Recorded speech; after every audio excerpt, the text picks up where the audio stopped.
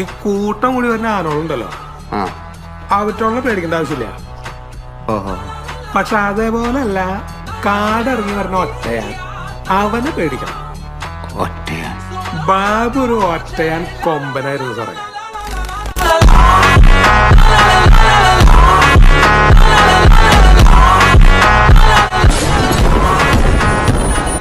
ആട് തോമ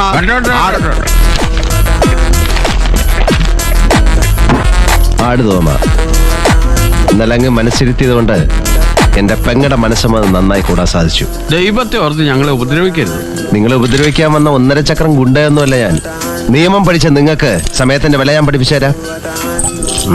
എങ്ങോട്ട് പോകുന്നു? ചേപ്പാട് തറവാട് വരെ ഒന്ന് പോവുക. ഇന്ന് വെൺമണി വിഷ്ണുവിന്റെ സപ്താഹം വായന ആരംഭ. അവിടെ ആർക്കും വായുഗുളിയൊന്നും വാങ്ങിക്കണ്ടല്ലോ. എന്നാ പോണ്ട.